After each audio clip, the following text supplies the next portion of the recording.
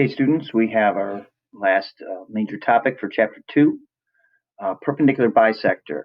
So the question is going to be for you to write the equation of the line that is the perpendicular bisector to the two given points. So in this case, we've got -4,2 and 8,6. I'm going to show you two different methods. You could graph and write the equation of the line. Now, I'm going to use point slope, but you're welcome to use y equals mx plus b, which is slope-intercept form, whenever appropriate.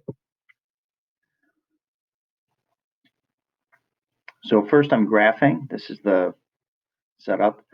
The moment you see the word perpendicular and it's a graph problem, remind yourself right away that slopes need to be negative reciprocals.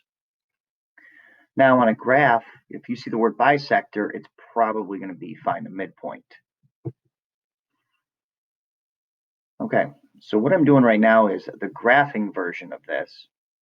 So I'm finding the midpoint by getting the change in y, the change in x, and just going halfway. So going 2 and 6, half of the 4 and half of the 12. Those two are going to meet halfway right there at M, which is the location 2, 4. Okay, next we're going to use slope. Sorry, we're going to use rise and run, change in y, change in x, to calculate the slope. Now, as we move left to right, a particle on this segment would be traveling up, so it's positive. Change in y is 4, change in x is 12, and you really should show your skills to reduce when possible. So that's what I did there. Really, it's a lot better to factor in high school. You know, showing that you divided by 4 on both is not really, really technically sound. We want to factor. All right, we want to take out the common factor of 4 and then divide those out. So this is a little better method of simplifying, and I hope you guys can make that adjustment. All right, so we've got the slope of the current line. So then we want the slope of the perpendicular line. All of this I'm communicating with symbols that are specific to this course. So the more of these symbols you can put in, the more of this content that you can demonstrate, the more points we can give you. Okay, so the negative reciprocal of 1/3 is -3/1. Really shouldn't put it over 1. It doesn't look so good. Now, you could count this out, and I think it's going to reach 10 if you go up. Well, it's really down 3, right 1, or up 3, left 1. So that's what I think it's going to be. Y equals -3x plus 10. I'm going to do point slope form. This one has no risk of having a decimal. I just wasn't sure if I was going to be able to keep it on the graph. All right, so for the next one, I'm going to use all formulas. So I'm using the midpoint formula right now, adding the x's. So x1 plus x2 divided by 2.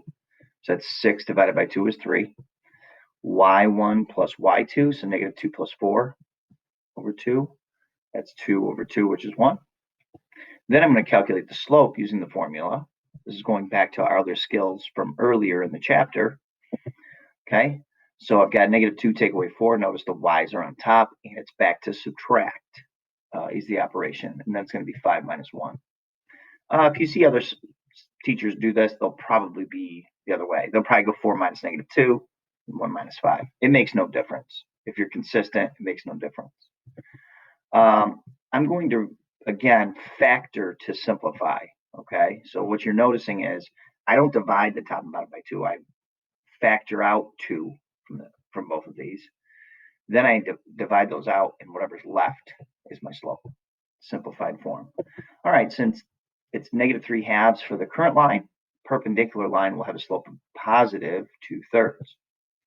And then I use 3, 1 for my point, x1 and y1, and my slope of 2/3 to write the equation. So it's y minus 1 equals 2/3 parentheses x minus 3. All right, that's it for this video lesson, and hopefully it was helpful.